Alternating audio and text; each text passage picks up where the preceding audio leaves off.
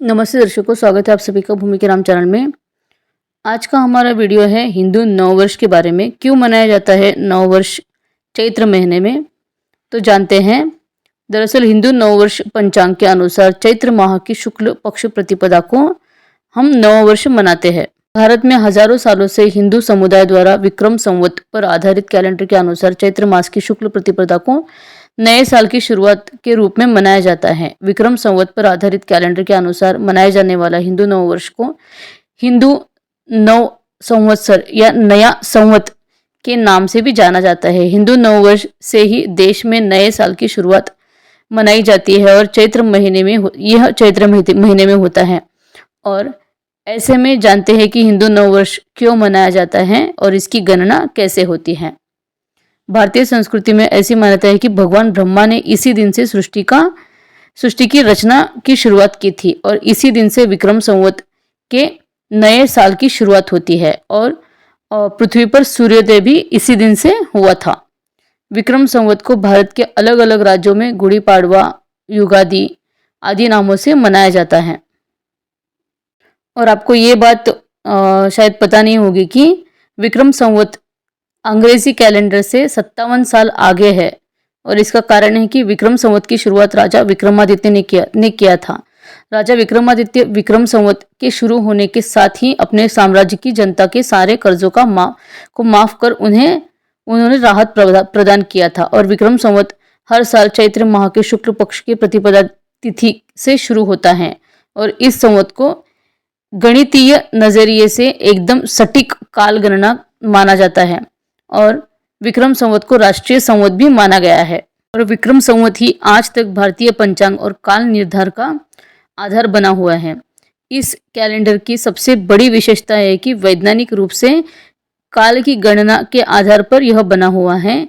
इस कैलेंडर में जिन 12 महीनों का जिक्र किया गया है वह सभी 12 राशियों के नाम पर है और इस वर्ष की अवधि 354 दिन की होती है, यानी कि शेष जो 10 दिन बचे होते हैं वह हम 3 बार अगर और जो बचे हुए 10 दिन होते हैं ऐसा अगर हर 3 साल के बाद ये मिला के एक अलग महीना बनता है जिसको हम अधिक मास भी कहते हैं।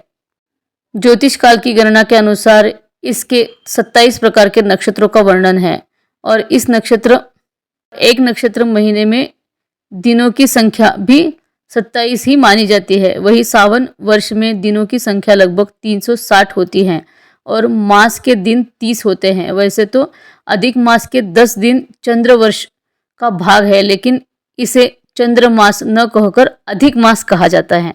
ब्रह्म पुराण में कहा गया है कि इसी दिन यानी चैत्र शुक्ल प्रतिपदा को ही ब्रह्मा जी ने संसार की रचना की थी और अनुमान के अनुसार लगभग 1 अरब 14 करोड़ 58 लाख 85,123 साल पहले चैत्र माह की शुक्ल पक्ष प्रतिपदा के दिन संसार का निर्माण हुआ था और यह कारण भी है कि इस दिन हिंदू नववर्ष मनाया जाता है। इसके अलावा विक्रमादित्य ने अपने नाम से संवत्सर की शुरुआत की और चैत्र शुक्ल पक्ष प्रतिपदा को यह होता है और इस साल हम विक्रम संवत 2080 पूर्ण करने वाले हैं और 2081 लगने वाला है।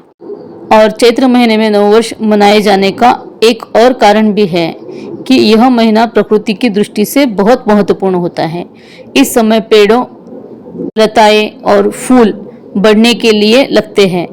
इसके अलावा इस महीने में सुबह के समय का मौसम बहुत ही अच्छा होता है। सुबह भौरों की मधुरता भी होती है। हिंदू धर्म में चांद और सूरज को भी देवी देवता की तरह पूजा जाता है और चैत्र महीने में ही चंद्रमा की कला का प्रथम दिन होता है। ये कारण भी है कि इसी दिन नववर्ष मनाया जाता है। ऋषियों मुनियों ने नववर्ष के लिए चैत्र महीने को एकदम उपयुक्त माना है। चैत्र महीने की शुक्ल पक्ष नवमी तिथि को श्री राम ने जन्म लिया था और राम भक्त इसी दिन को रामनवमी के रूप में भी मनाते हैं और वही राम जी के इसी महीने जन्म लेने की वजह से भी इस महीने का महत्व और बढ़ जाता है। और इसके अलावा शक्ति और भक्ति के 9 दिन यानी नवरात्रि का पहला दिन भी चैत्र महीने की शुक्ल पक्ष प्रतिपदा के दिन मनाया जाता है। अब जानते हैं भारतीय नववर्ष का प्राकृतिक महत्व। हिंदू कैलेंडर के अनुसार नववर्ष के साथ वसंत ऋतु का भी आरंभ होता है और जो उल्लास, उमंग, खुशी और चारों तरफ पुष्पों की सुगंधी भी फैलाता है। इसके अलावा चैत्र महीने में किसानों की फसल पकना शुरू हो जाती है, यानी साल की शुरुआत देश के किसानों के मेहनत का फल मिलने का भी समय होता है। चैत्र महीने के पहले दिन नक्षत्र शुभ स्थिति में होते हैं और आसान भाषा में समझे तो इस दिन किसी भी कार्य को प्रारंभ करने के लिए शुभ मुहूर्त होता है। और ऐसा भी कहा जाता है कि यूनानियों ने हिंदू कैलेंडर की नकल करके इसे दुनिया के अलग अलग हिस्सों में फैलाया और आज भले ही दुनिया भर में अंग्रेजी कैलेंडर का प्रचलन हो गया हो, लेकिन फिर भी भारतीय कैलेंडर की महत्ता कम नहीं हुई है। भारत में आज भी किसी भी व्रत, त्योहार, महापुरुषों की जयंती, पुण्यतिथि, विवाह व अन्य सभी शुभ कार्यों को करने के लिए मुहूर्त आदि भारतीय कैलेंडर के अनुसार ही देखे जाते हैं। तो ये था महत्व हमारे भारतीय नववर्ष का, हमारे भारतीय कैलेंडर का। अगर आपको वीडियो अच्छा लगा है और इससे कुछ जानकारी मिली है तो चैनल को सब्सक्राइब करिए, लाइक और शेयर करिए। धन्यवाद।